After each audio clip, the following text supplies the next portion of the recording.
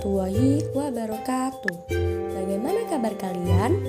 Semoga sehat selalu dan bahagia terus ya. Agar hari ini bisa bermanfaat, mari kita belajar mengenai konsep dasar sumber belajar. Kalian tahu nggak sih, apa itu sumber belajar? Sumber belajar memiliki peran yang sangat penting dalam pembelajaran. Mari kita ulas bersama, apa sih sumber belajar itu? Jadi, sumber belajar adalah segala sesuatu yang dapat dijadikan sebagai acuan, referensi, ataupun rujukan bagi orang yang belajar.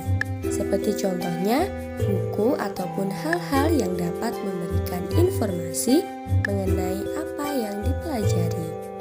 Sumber belajar dapat berupa manusia dan non-manusia, karena manusia juga berperan sebagai pencari, penyimpan, pengolah, dan penyaji pesan. Contoh konkretnya adalah guru yang menjadi narasumber dalam proses belajar mengajar. Sedangkan non-manusia merupakan sumber belajar yang tidak memanfaatkan manusia sebagai penyaji pesannya. Seperti contohnya, sumber belajar yang berbentuk fasilitas, yaitu perpustakaan yang mempermudah pembelajar untuk mengakses sumber belajar dengan mudah. Yang kedua, ada juga sumber belajar yang berupa lingkungan sekitar, sehingga menjadikan pembelajar agar beradaptasi dengan lingkungannya sendiri.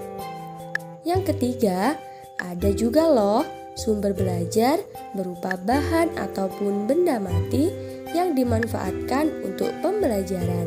Misalnya nih, fasilitas yang ada di kelas seperti buku, peta, globe, ataupun benda-benda mati lainnya. Terdapat dua jenis sumber belajar, yaitu sumber belajar by design dan by utilization. Apa sih perbedaannya?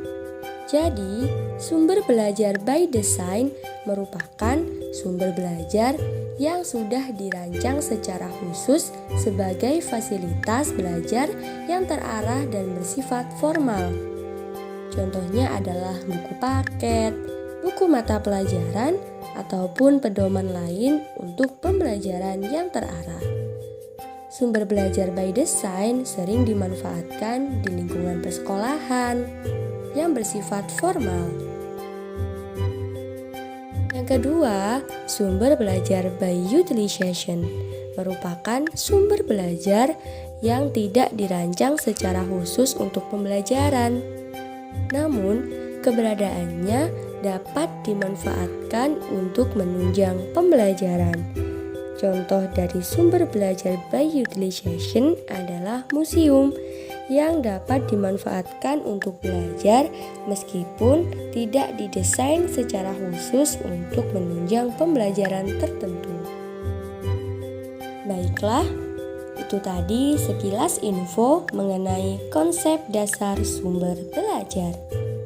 Untuk menambah pengetahuan, kalian dapat mencari informasi ataupun sumber-sumber lainnya ya. Sampai jumpa di video selanjutnya. Wassalamualaikum warahmatullahi wabarakatuh.